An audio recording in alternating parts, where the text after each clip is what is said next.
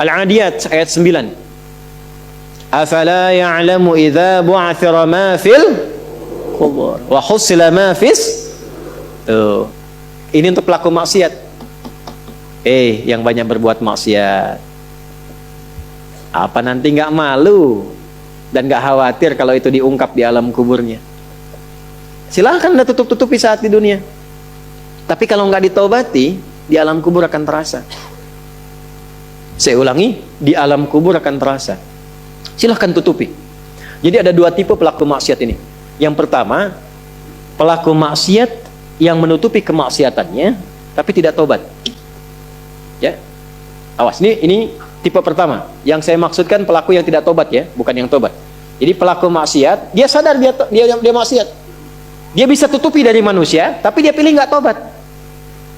Nah ini nanti akan diungkap di alam kubur dan diberikan satu muqaddimah azab nerakanya. Yang kedua, pelaku maksiat yang sadar dengan maksiatnya dan secara terbuka dia bermaksiat karena merasa kuat dengan menunaikan atau mengerjakan perbuatan maksiat itu. Ya, nah itu dua tipe seperti itu. Turunlah kemudian surah Al-Adiyat ini salah satunya. Afala ya'lamu idza bu'athira ma fil qubur wa husila ma fis, akan diungkap satu saat nanti. Kalaupun Anda tutupi. Tapi bagi yang terakhir, perhatikan baik-baik. Bagi yang merasa nyaman dengan kekuatannya, baik itu kedudukan ataupun harta, sehingga terang-terangan berbuat maksiat dan merasa tidak ada yang mampu untuk mencegahnya, itu saat masuk kuburnya langsung ditampakkan neraka pagi dan petangnya. Di surah Ghafir, surah ke-40, ayat 46. An-naru yu'raduna 'alaiha ghuduwan wa 'ashiyya. Hati-hati. Ya, hati-hati. Wa yauma taqumus sa'atu adkhilu ala fir'auna asyaddal adzab. Jadi maaf, orang-orang yang maaf sekali gemar mengumpulkan harta hanya untuk pamer saja, untuk mengoleksi dunia, tak pernah punya visi hidup untuk pulang, maka mesti hati-hati. Alhaakumut takats. Orang yang maksiat terbuka nggak mau sadar mesti hati-hati, ya, karena cara pulangnya itu berbeda. Teruskan. Quran surah Al-Infitar ayat keempat. Ketiga, kan 8 ya semua ya. Wa idzal quburu bu'thirat. Al-Infitar ayat keempat. Apabila yang dikubur itu sudah terungkap, terbuka semua. Maksudnya selesai. Terbelah. Ini kiamat. Jadi dikubur pun nggak selamanya. Ya. Ada yang pengen abadi di alam kubur? Tidak, nggak selamanya. Ya. Jadi kalau yang nikmat di alam kubur tadi kan diberi kenikmatan ya, kenikmatan pembuka. Itu cuma mukadimah aja Pak Bu. Insya Allah nanti kalau sudah masuk kubur, ya, insya Allah mudah-mudahan dimuliakan. Itu kalau dapat kemuliaan itu cuma pembuka. Itu cuma pembuka saja, mukadimah saja.